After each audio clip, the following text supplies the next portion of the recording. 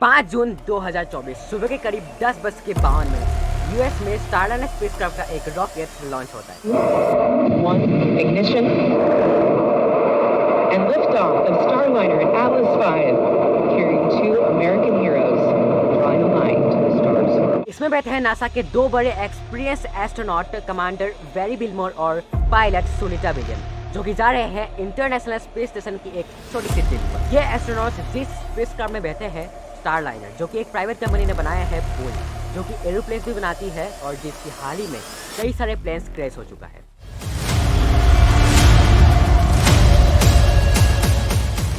Starliner spacecraft अभी भी developing stage में और ये मिशन बोइंग स्टारलाइनर की काबिलियत को टेस्ट करने के लिए एक आखिरी पड़ाव था और इसलिए इस मिशन का नाम रखा गया Boeing crew flight test.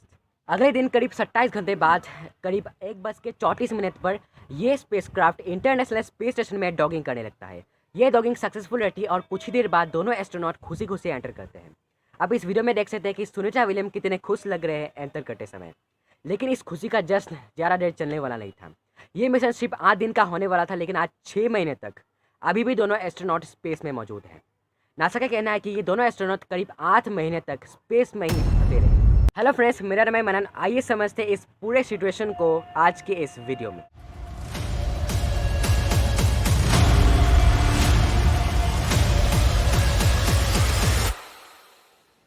Video शुरू करने से पहले आपको बता दें कि ये दोनों एस्ट्रोनॉट अंतरिक्ष में फंसे जरूर हैं, लेकिन किसी भी तरीके की मुसीबत में नहीं। इंटरनेशनल स्पेस स्टेशन 350 मीटर लंबा है एंड टू एंड। इसमें कई लोगों को एकोमोडेट करने की जगह है। लिविंग और वर्किंग स्पेस जो यहाँ पे मौजूद है 6 घरों के बेडरूम से भी बड़ी जगह है। यहाँ पे 6 लोगों की सोने की जगह है। यहाँ पे कपड़े का, पानी का, ऑक्सीजन का, सब चीज़ों का इंतजाम करके रखा हुआ है। 2 बाथरूम है, एक जिम है और एक 360 डिग्री व्यू वे विंडो भी है।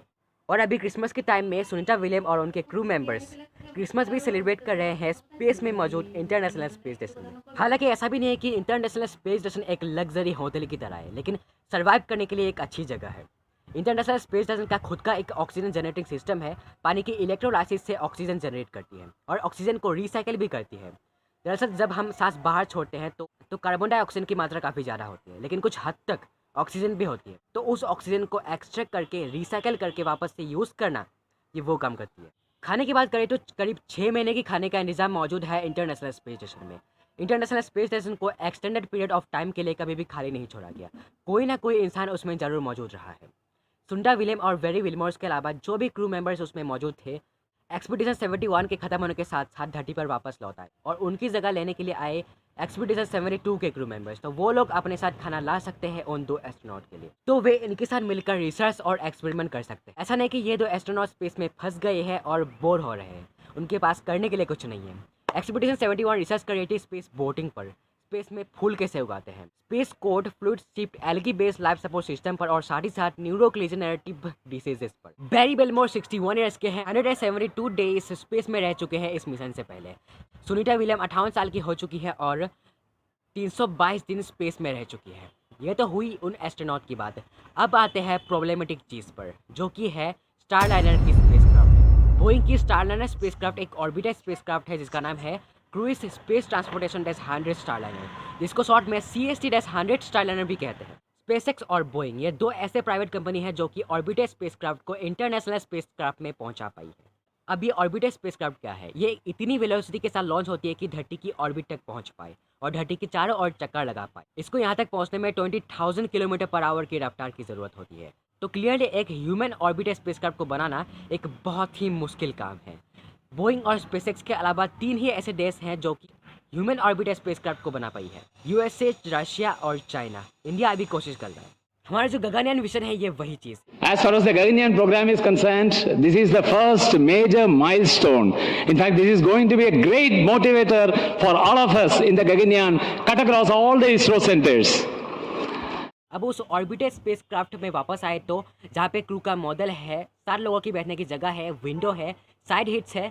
नोट करने वाली चीज़ यहाँ पे है जो थ्रस्टर, जिससे ये स्पेसक्राफ्ट उड़ता है, मूव करता है अलग अलग डायरेक्शन में, और यही थ्रस्टर आगे चल के मुसीबत का कारण बनती है, जिससे वो 2 एस्ट्रोनॉट सुनीता विलियम और बैरी विल्मर्स स्पेस में फंसे हुए। जब 5 जून का समय आता है, आप यकीन नहीं करोगे कि बोइंग और नासा के इंजीनियर्स लॉन्च से पहले भी एक हीलियम लीक को मैनेज करने में लगे हुए थे।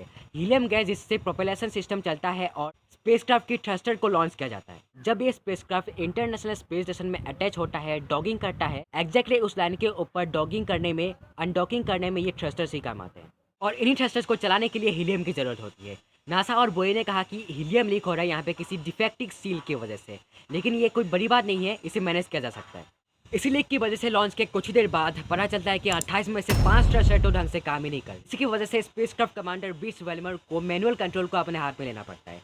ग्राउंड में मौजूद इंजीनियर्स के साथ मिलकर वे थ्रस्टर को रीसेट करते हैं, दोबारा से फायर करते हैं और 5 में से 4 थ्रस्टर्स दोबारा से काम करने लगता है और स्टारलाइनर इंटरनेशनल स्पेसक्राफ्ट में डॉक कर जाता है। 6 जून के बाद बोइंग और नासा ने मिलकर एक हॉट फायर टेस्ट किए इन थ्रस्टर्स को चेक करने के लिए। उन्होंने पाया कि ये थ्रस्टर्स ओवरहीट कर रहे हैं, जिसकी वजह से ये ढंग से काम नहीं कर रहे हैं। उन्होंने पाया कि कैप्सूल की मैनुअल कंट्रोल सिस्टम पर डायरेक्ट सनलाइट एक्सपोजर के कारण ये ओवरहीट कर रहे हैं।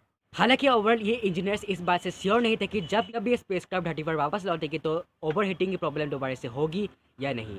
इसलिए यह फैसला लिया गया कि स्टारलाइनर स्पेसक्राफ्ट बिना एस्ट्रोनॉट के धरती पर वापस लौटेगी और अभी के लिए ये एस्ट्रोनॉट इसी स्पेसक्राफ्ट में रहेंगे। वैसे तो ये अच्छी बात है कि नासा ने सेफ्टी को प्रायोरिटी दी, नहीं तो सबके मन में वही 2003 वाला चैलेंजर डिजास्टर सामने आता है जहाँ पे कल्पना चावला धरती पर वापस लौट रही थी और उनका स्पेसक्राफ्ट एक्सप्लोड हो गया। सुनीता विलियम और वेरी विलियमर्स को वापस लाने के लिए नासा ने कहा है वो स्पेसेस के क्रू ड्रैगन स्पेसक्राफ्ट का इस्तेमाल करेंगे फरवरी 2025 को। तो आज के लिए बस इतना ही। अगर आपको वीडियो अच्छा लगा तो चैनल को सब्सक्राइब जरूर कर दीजिए। मैं मिलता हूँ आपको नई वीडियो में नई टॉपिक के साथ। आप सभी का बहुत बहुत धन्यवाद।